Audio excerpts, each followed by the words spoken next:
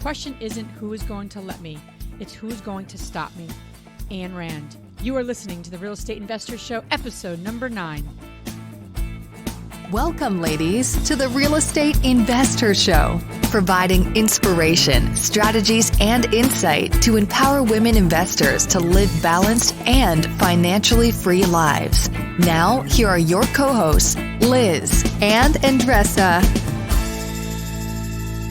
Is it really possible to balance your life? Well, today's guest, Dawn Brenengen, challenges this very idea. Dawn, the owner of Trailwood Realty, is based in Raleigh, North Carolina. She owns a rental portfolio, sells close to 50 homes a year, and manages over 100 homes, and is a mom to 5-year-old twins. On today's jam-packed episode, we discuss how she got started investing with her parents, how to screen tenants, the value of money, the myth of balancing life, private lending, and her goal of becoming financially free. Hi, everyone. We have Dawn Brenengen here from Trailwood Realty with us today, and we're excited to have you on the show. Thanks, guys. I'm excited to be here. Good. We're going to jump into a lot of great discussion. Andressa's here too. Say hi, Andressa. Hey, everybody. We're going to do a lot of great lot of great things Dawn's up to, and her journey's been really, really neat.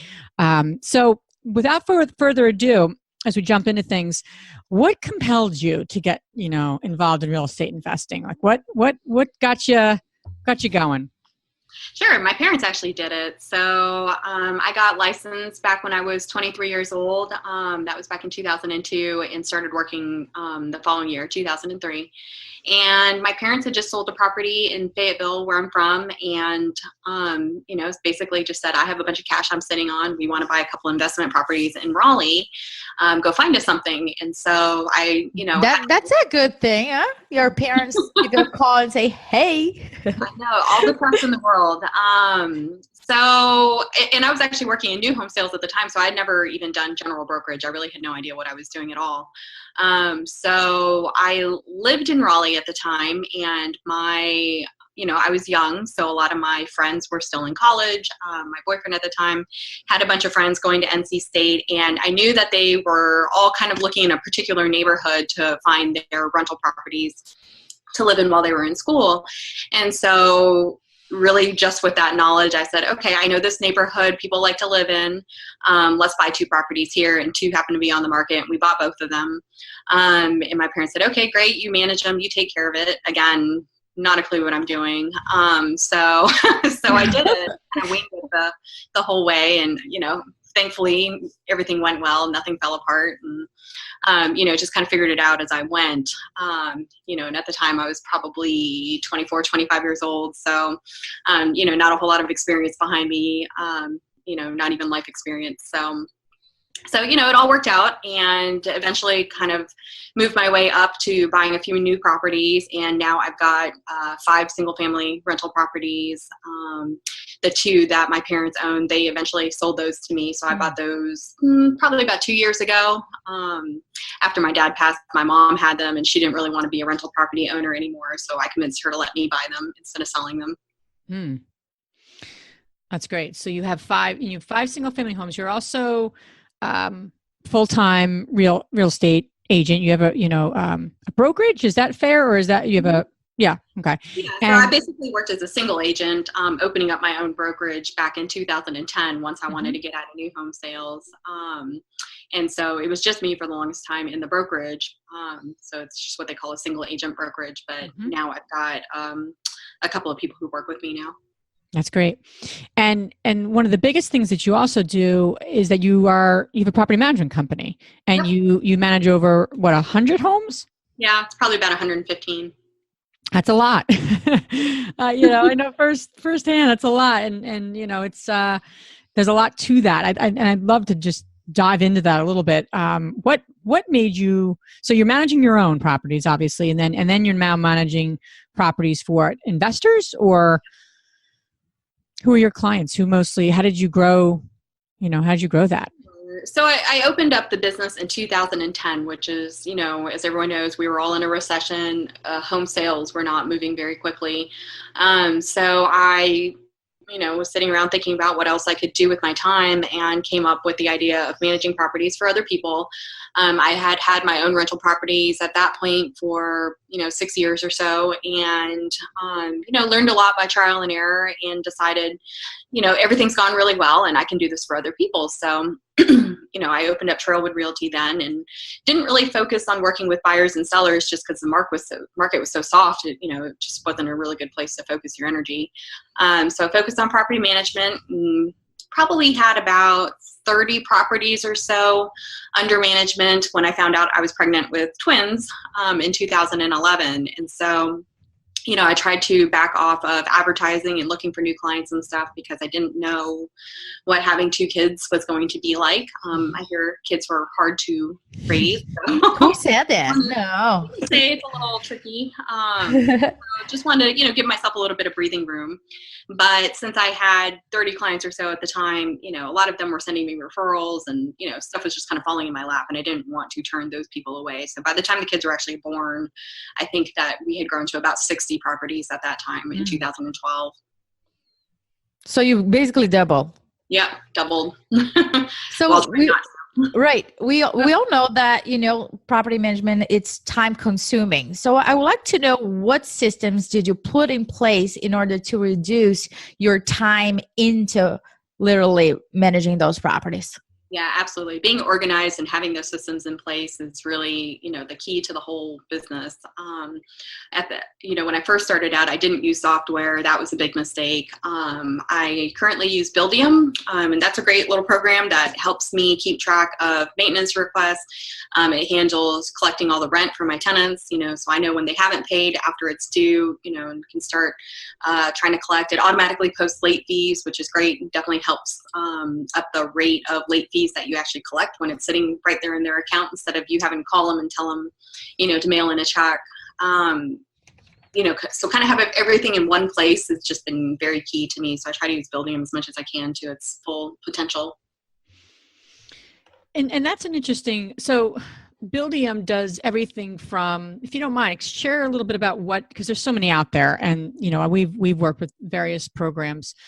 We use AppFolio right now. That's the program we've been using, but we did use Rent Manager. Buildium's probably the only one that was highly recommended that we haven't tried. So they all have value. What would you say is, when should you get a software in place? I mean, because, people listening to this may manage 10 properties, may manage 3, they may manage 20.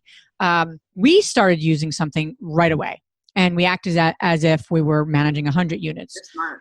So, well, we haven't done that many things right, but that's one thing I can say we did right. Early on, it was like, make the list of things you didn't do right. But, that was one thing we actually did. It was smart to do at the beginning. But for you, when did you start using Buildium? Like, how many units were you managing? What for you made sense to make that transition? And what might people out there listening to this, the women out there listening to this, make sense for them in terms of using software? Sure. I was probably at 30, 35 properties or so before I actually bought the software. Before that, I was using, spreadsheets and to-do lists and just taking notes and stuff. And when I was just managing my own 5 properties, that was probably fine. But, doing this for other people made that much more labor intensive and time consuming. I should have started from day one. Trying to onboard 30 properties into a new system was very chaotic. People were just used to doing things a certain way. And then when you basically tell them, okay, things are changing now you have to log into the system and do a maintenance request. Right. Don't call me, put it in here, and people, they can't remember their logins and passwords, they're still mailing me rent checks. And, it just took a long time for those people to eventually move, and then, new people to come in who you could start on the right system and stuff. But I still have a few stragglers that, can't figure out how to use property management software and stuff. So, it happens, and, it's not the end all be all if they can't get with the system. But fortunately, at this point now, it's just maybe 4 or 5 people and everyone else uses it. So,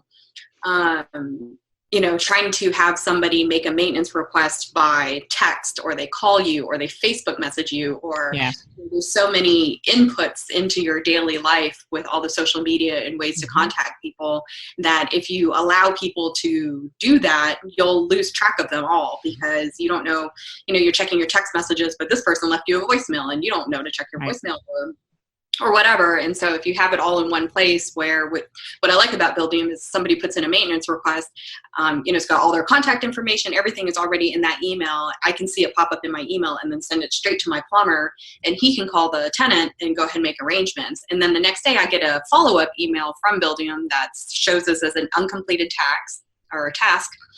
And then I can say, hey, plumber, did you call this tenant and make an appointment? Update me on this. And I can keep track of stuff on a daily basis, and kind of see what's been handled and what hasn't. So before, somebody would send me a text, and then, by the next day I have 250 more texts, and, your text is buried way down there somewhere and I'll never see it again. So. Right.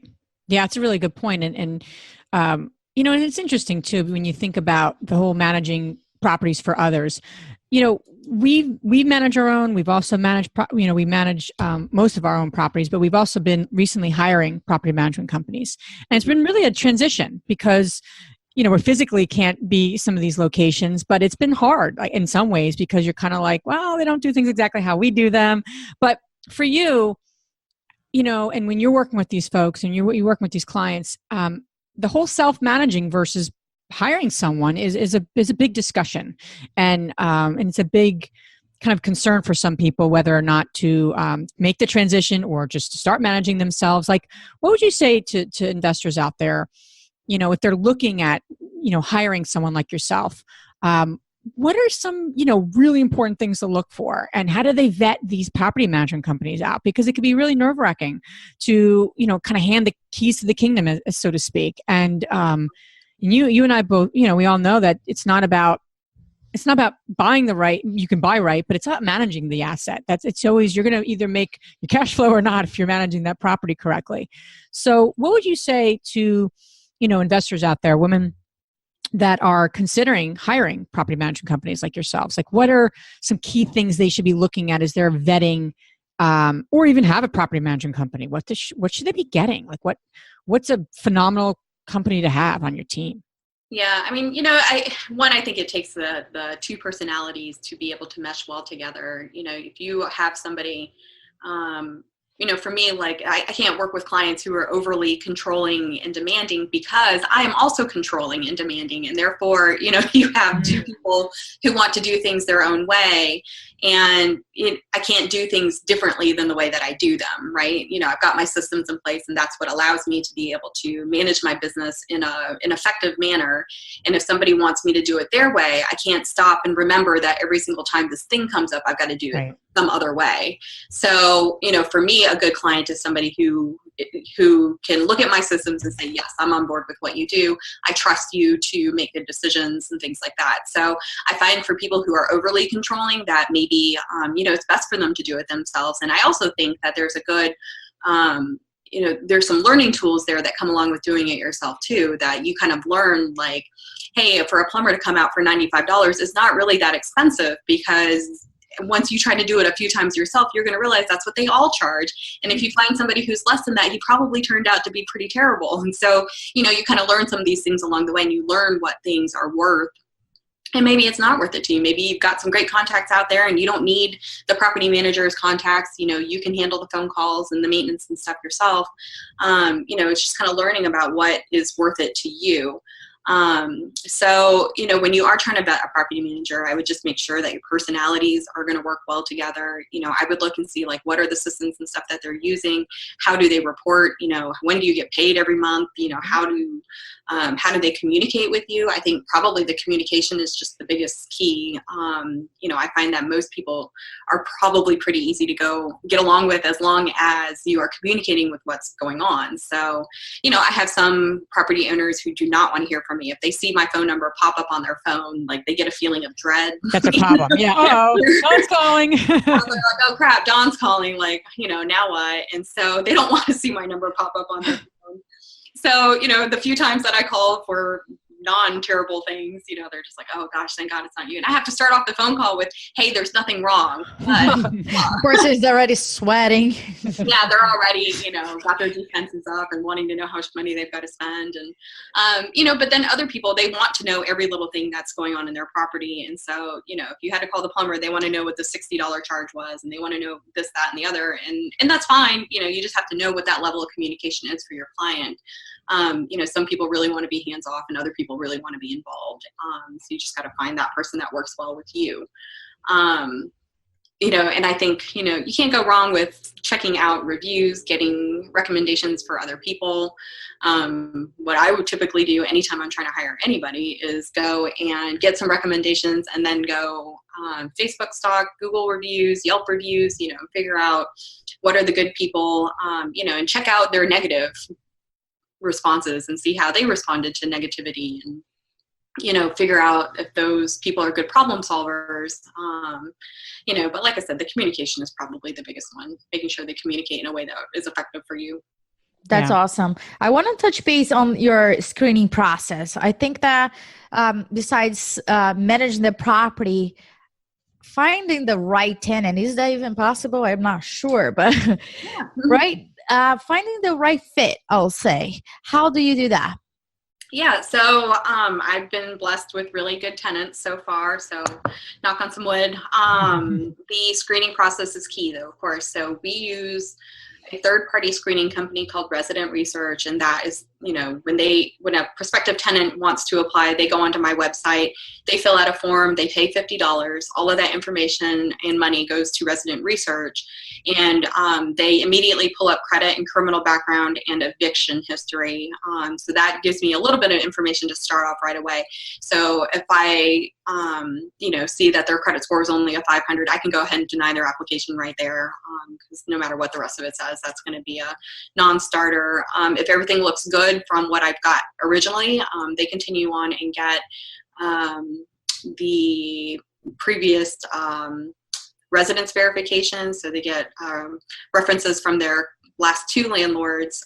They verify their income, they check with their job, they get the pay stubs, and that takes up to 3 days to complete that. So once they go through that process, if everything looks good, then I'll call the tenant and make sure that they are still wanting to move forward. And then I'll call the owner and just go over what I have and make sure that they are also on board with that tenant. So I do put a little bit of power back into the owner's hands and say, this is who I have, this is why I like them. What do you think? And just kind of make that a joint decision.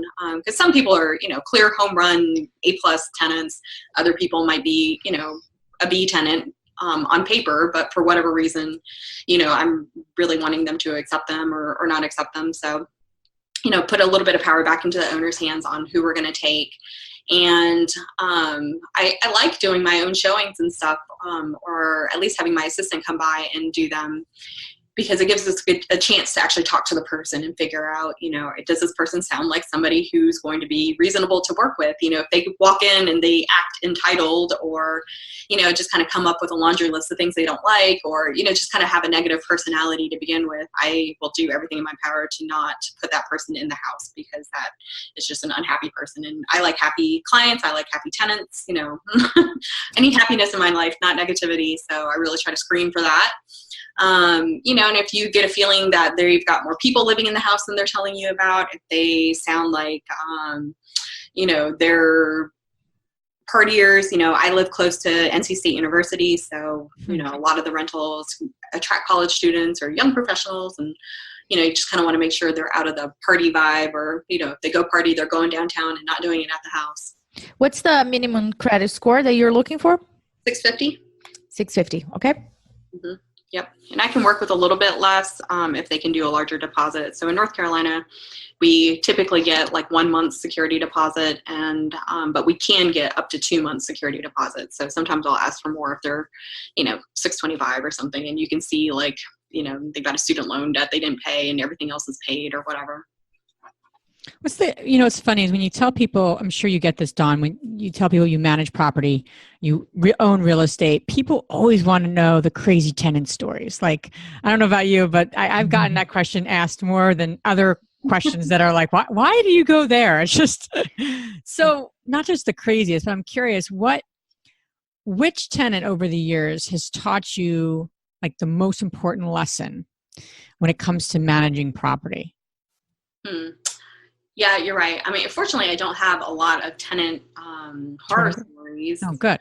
With the very occasional, have to replace the carpet because their dog, we have a lot of red clay in our soil. So if it gets on your dog's paws and you let them walk in the house, then your white carpet gets ruined. But this is most of it's stuff that is accidental or, I did have one tenant, and it was unfortunate because it was actually a good friend of mine's sister's property. So I was close to the owner, and her tenants just were those kinds of people who just had a sob story for everything, even when they moved in. And I knew when they moved in that I didn't want to accept them, but the owner had just a soft spot, I guess, for their story. And I really should have separated them a little bit more and not have told her some of the things that he had told me, because it made her want to accept him. And even back then, I had the red flags that, my gut told me, like, don't do it.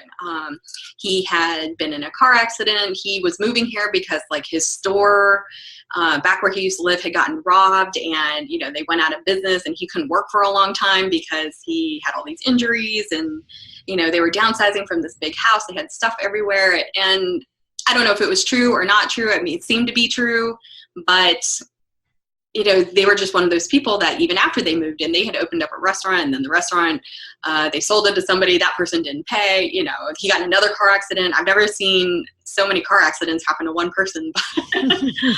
Oh, man. It was a good reminder to me to be very on guard when I talk to my tenants and make sure that what they're telling me really is true.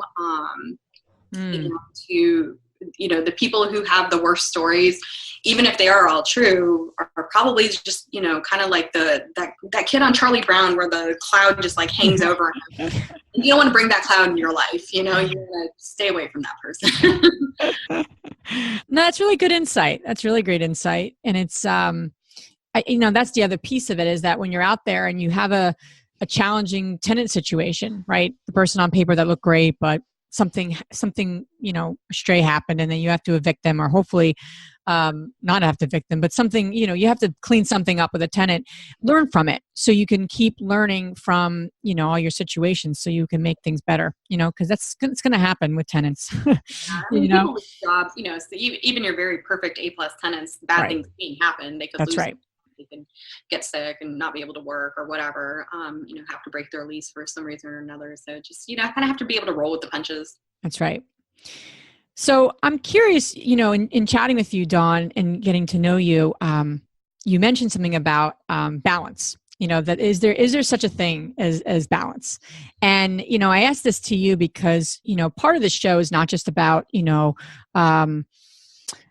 teaching people like, hardcore real estate investing strategies, which is part of our goal here with helping women. The other part of it is this idea of balance, and how do you create this financially independent life for yourself as a woman, and do it peacefully, do it in a kind of a sane way, if I will, if I can use that word, sane, because I find women more than other people out there. What? Are you calling us insane? Well, they're not insane. I'm not saying that. Where I was going is that women tend to take on a lot of things. And as women, we have a lot of roles. We have a lot of hats.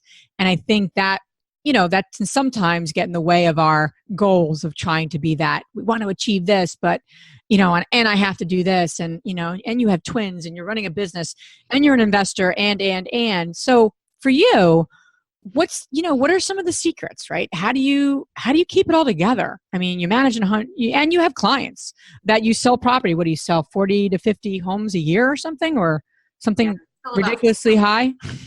And 2 kitty cats.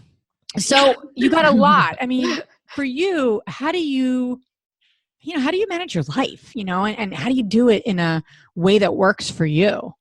Sure. So, I think any given part of your life is going to take more focus than others. Whatever it is you're trying to build at the moment is going to take more attention. So you can't evenly divide your attention across every aspect of your life at all times. Some things are just going to be more important depending on where you are. So currently, like I have a full-time licensed assistant that helps me with the property management, doing showings and stuff like that. And that's been very, very helpful, but she's actually leaving at the end of this month. So I've got to hire somebody else. Well, now that's going to take a lot more attention, because I've got to fill that position, right? So it's going to take more time and energy. I need to spend my evenings looking through all these resumes that I'm getting and, really looking for the right person. I am taking on a partner also at the beginning of next year to help alleviate some of this, just craziness that it goes on in my life. And she is a really hard worker and somebody I've known for a long time. And so, I just know that she and I would make a wonderful partnership, and I wouldn't partner with just anybody, but she's definitely, I think, a good key person to have building the business with me. And the great thing is that, I know that she is in building mode. She's not trying to just come in and just relax until retirement and just kind of skate by. Like, she's definitely in building mode, and I've always kind of been in building mode, and I've wanted it to be bigger and better, but everyone has limitations. You can only do so much. Any one person can only handle so much. I need to sleep 8 hours a day. I can't be one of those people who, goes to bed at 2 and wakes up at 4 and goes to the gym and, something's got to give, right? So, I try to focus on my kids when my kids are here and when my kids are not here and they're in school. Fortunately, they're both in kindergarten now. So, I actually got a good part of my day back. And now that they're in kindergarten, I spend the whole time they're in school very focused on getting my work done. And time blocking is also very key for me. When you're in real estate, you can't go for long periods of time without talking to your clients or other people who've emailed you. I remember, I was in a meeting the other day, and I was I had my phone off because I needed to focus on what I was doing, and I was probably out of pocket for about an hour and a half. And by the time I had turned back on my phone, people were asking if I was okay, like, they were worried about me. They were sending me text messages and I wasn't responding. And, and that really jumped out at me because it was sad that I couldn't spend an hour and a half away from my phone without people thinking that I was in the hospital. So, I think just kind of setting those expectations with people that, I do have a life outside of working. And sometimes when I'm doing those things, I am going to be unavailable. I try to communicate as quickly as I can. But if that means it's not till the next day because I've spent the evening with my kids and my husband, then so be it. And that means I might not be the right fit for every single person who wants to buy a house.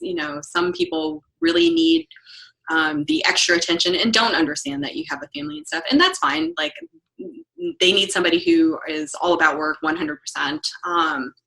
And I'm just not that person, I pick my kids up from school. We're home by 3:45 or so. And, sometimes I have things that I have to do at the computer. So I just let them hang out and watch TV, or they go play outside, and, I'll get those things done. And then when my husband comes home, we spend some time together and we have dinner. We'll play games with the kids. We'll sometimes just hang out and watch TV with the kids. And if it's my busier time of year when the kids go down for sleep, I'm back at my computer and I'm doing paperwork and I'm, researching stuff for clients and things like that and getting back to my communication. And so what I'm really trying to do is just really fit as much of my work time into those school hours as possible, and then time block a couple of other times throughout the day that I can respond to people and just, make sure they know I haven't died yet, and take the rest of that time and spend it with my family. And that doesn't always happen. Spring and summer is super busy in real estate. So there's always going to be those times where things are just crazy and, you don't see your family for some time. And I think that's okay. Also, you set that expectation also with your family is that, I've got to do these things today. I'm sorry, I'd love to have dinner with you, but I've got to go meet some clients and go do this other thing. And my husband, fortunately, is very supportive of that. I need him to come home from work early and take over so I can go do something else. He's right there ready to jump in because he knows that everything that I do benefits our whole family. And that also when I can take the time and, spend it with them, that I obviously would always prefer to spend time with my family if I can. So yeah, I guess the short answer is there really is no balance. It's just a matter of really focusing on what needs your attention the most at the time, and then making some time to take care of the other things as well. So, I find turning off your phone every now and again is helpful to avoid the distractions. Otherwise, you get ping, ping, ping, and you're like, oh, what, email? what who needs me? Who loves me? I know. What do you need now? And so, it's hard to focus and get something done. If I'm sitting down and trying to write a contract and, I'm getting multiple incoming messages, it takes me twice as long to write the contract. So if I get back to that off and focus on this, then I can send it off. Then I can respond to whatever messages have happened, and then I can just turn it all off and go hang out with my kids. So that's awesome. Dawn, I'm curious about, how do you reward yourself as Dawn, not as a mom, not as an investor, as Dawn, as the woman Dawn? How do you reward yourself? So I'm not a hugely materialistic person. I like stuff just as much as the next person.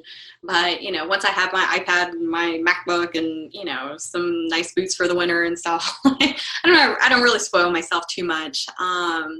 I am very focused on my goal of being financially free by the time I'm 50. And I'm 37 now. Well, I'm about to be 38 here in a couple of days. So I've got 12 years to make it so that if I want to work, I can. If I don't want to work, I don't have to. At that point, my kids will be getting out of high school as well. So, I just want to allow myself the freedom to do whatever I want by the time the kids have the freedom to go wherever they want.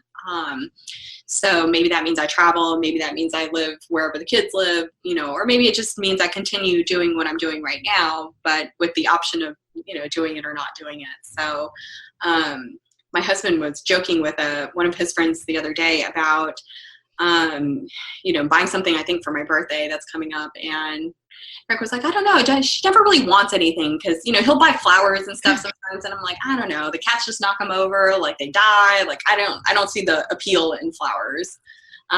So he was like, I think Dawn would probably be happier if I just opened up like a mutual fund or something for her. You get it. That is me. If you did that, I would finally be like, you get me. And then, it was funny, but it's probably true. I don't really get pedicures and manicures. I don't really get massages and stuff like that. I do spend some time with my friends. I need kind of that downtime, that me time where I'm not having to look out for anybody else. So, I'd probably say that's probably the biggest thing I do for myself is just have brunch with my friends, go out for dinner and drinks with my friends, and, just kind of relax.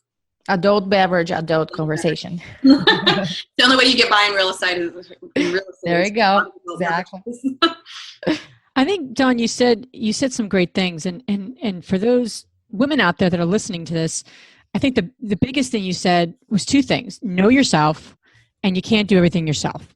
So, you're bringing in a partner to help you grow this business. You have an assistant. And I think when people get started in real estate investing, it gets overwhelmed. They're like, oh, I can't hire anyone to pay them. I can't pay them anything. I can't hire anyone.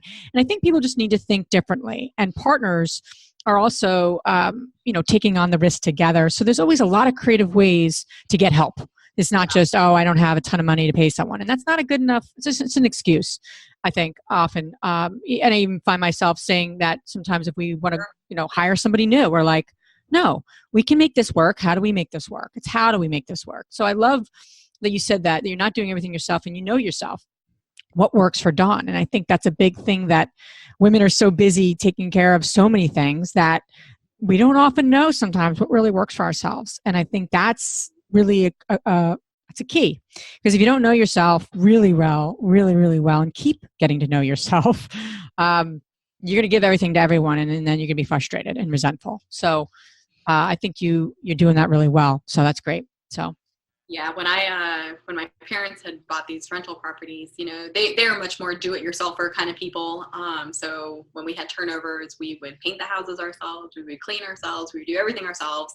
And when I was younger in my 20s and didn't have kids and stuff, that wasn't that big of a deal. But now it's like I couldn't imagine walking into a house and wanting to go clean it myself. Like, who's got time to do that when I can just pay somebody $100 and she'd get it done way faster than I would, much better than I would, and I can get somebody moved in there faster, because when you hire out those things that are pretty low per hour wage jobs, there's really no sense in doing that yourself when you could be out sourcing better deals, or even just having time with your kids. To me, that's easily worth $20 an hour to pay somebody else to do something so I can go hang out with my kids. Yeah. So I want to touch base on that.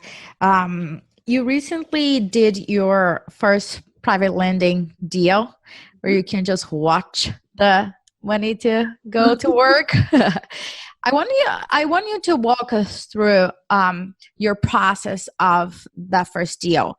What did you look for? What due diligence did you do in order for you to feel comfortable on doing that? Sure. That definitely took a leap of faith because, I have no idea what I'm doing here and just kind of, play with stuff. And then, when it's a good chunk of money, though, it's not playing anymore. You're really taking some risk. And I lent out $50,000 and I lent it to somebody who has been a client of mine in the past. He bought a house from me and flipped it. And he's done a few other projects and stuff since then. And he sources a lot of his own deals by doing direct mail and stuff like that. So we've only worked together one other time. But he's been successful at what he's been doing, and he's been successful at finding deals, and he's been successful at getting these properties flipped. And so, I've kind of just been watching him from afar handle all his stuff, and he's been doing great. And so he had approached me. I can't remember why he approached me. Maybe I had mentioned, having some extra money and wanting to do something with it. But he approached me with this private lending deal for a small property in a nearby town, and it was a neighborhood I was familiar with. And he told me, this is how much I'm buying it for, this is how much work it needs, this is how much I think I can sell it for, here's the comps, and kind of laid it out in a nice package for me. And then of course, because I have access to the MLS, I went back and checked all of his numbers and kind of decided whether or not I felt he was right, and he was good on his estimations. And so I was in a first position, which means if I do have to foreclose on him, I get paid first. And we just did it for 10%, which I think I probably could have gotten more, but I think I wanted to just, just kind of figure this out as I was going. And it wasn't really so much about what I was making as it was about just kind of going through the process. And because he had some private lending, private loans before, he already had some of the paperwork done. He had, the note already written that I could look through, and he had blessed by his attorney and everything. So, a lot of that legwork was already done on his end.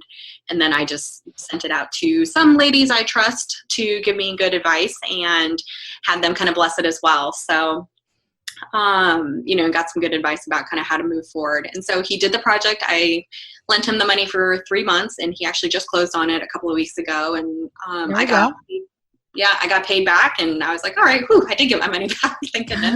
And then he had another project he wanted to work on and asked if he could borrow it for another 8 months. So I gave it right back to him. And so, so it's tied up for another 8 months. The tough part is that when I find deals that I want to do myself and maybe do a flip, a good chunk of my money is already tied up somewhere else. So, now I've got to figure out how I'm going to get money to do things that I want to do when they come up. So talk to those ladies. They have ideas. Actually plan on going to the bank today to go work on pulling a line of credit from my house. And that'll be kind of my first step. And I think I could probably get about $100,000 line of credit for that. So HELOC deals to pop up lately and want to be prepared. The HELOC on your private? Yeah. Oh, awesome. That's great. That's another strategy that we did it as well. Pulling the equity out of our private in order to have capital in hand. Yep. Awesome. Plan for today. There we go.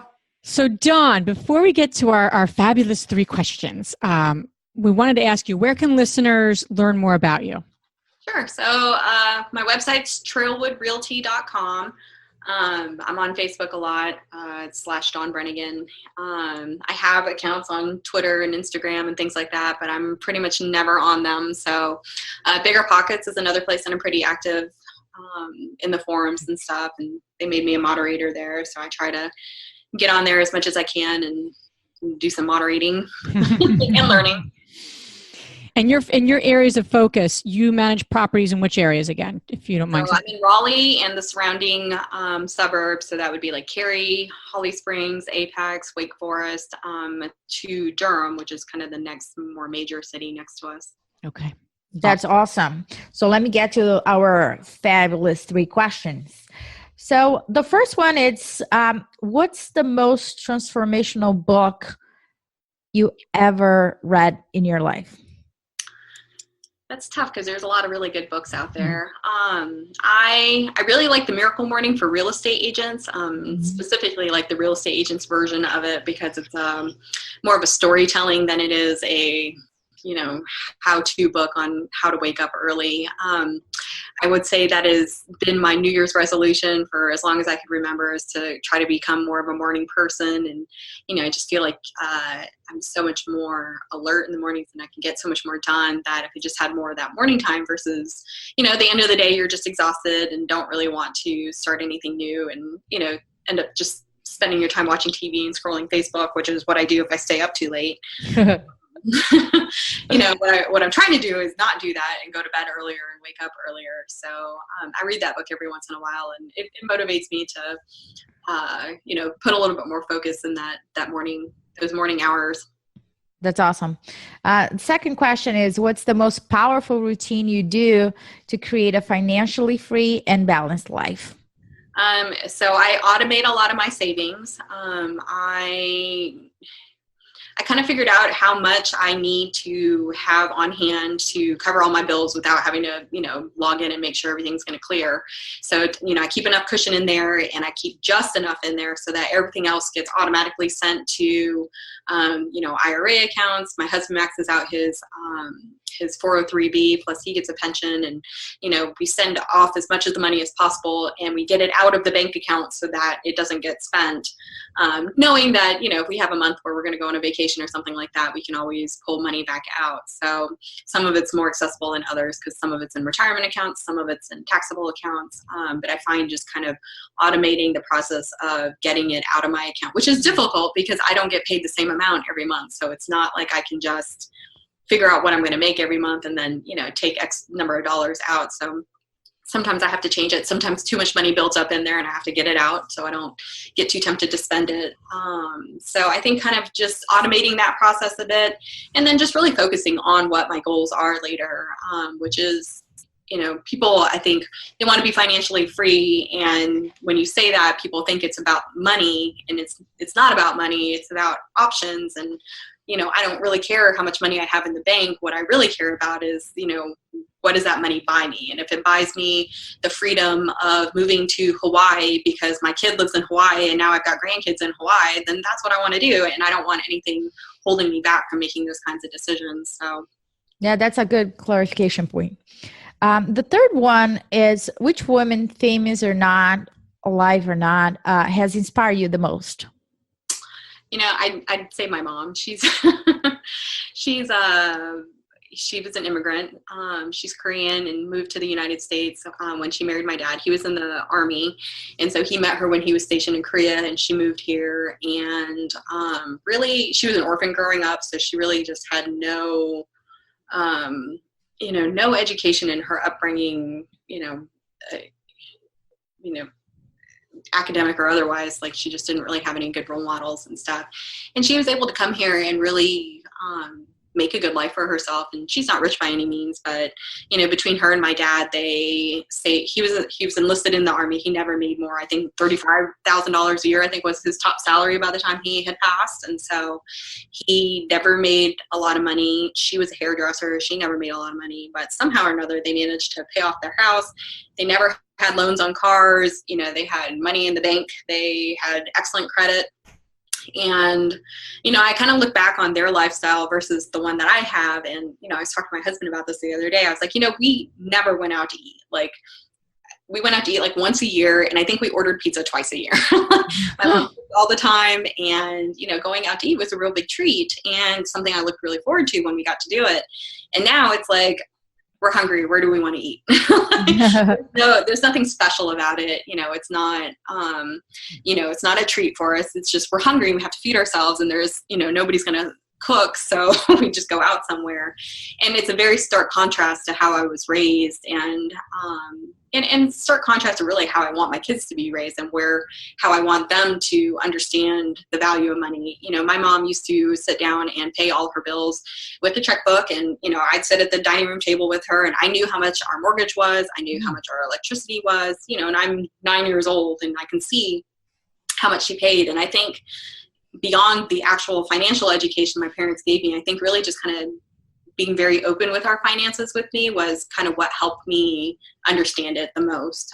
Absolutely. I knew how much money my dad made. I knew how much money my mom brought in. It's not that they were sitting me down and showing me or telling me. They just kind of were open and, never made it a secret. So, I knew what a good credit score meant by the time I was in junior high, and, that all these things were very important. And now, she is retired, and she retired when she was 55, and, she lives in a nice house that's paid off. And again, her car is paid off. Everything's still paid off. She gets a benefit from the military from my dad's passing. So she gets a little bit of money from that, maybe a little over $1,000 a month, I think, which is enough for her to live comfortably and, have a little bit of money in the bank. And she'll qualify for Social Security, and she lives a very just kind of simple, regular life, but she has options, and she can kind of, do whatever she wants to do. So that's awesome. Yeah, that's great. So Dawn, thank you so much for being on our show and sharing all your wisdom with all the women out there. So we really appreciate your time and expertise, and just great time we had with you. So thank you. Yeah, you're welcome. Appreciate it. Thank you so much, Dawn. It was a pleasure. Same here. If you enjoyed this podcast and want to receive updates on our next interviews, go to our website, therealestateinvestor.com. There, you can subscribe to our show, become part of our investor community, and get updates on upcoming episodes. If you like our show, please share it with other women who would benefit. And don't forget to leave us a rating on iTunes. We'd really appreciate it. And as always, we encourage you to take one action as a result of today's show and put it into motion so you can live both a financially free and balanced life. Thanks for spending time with us. Ciao.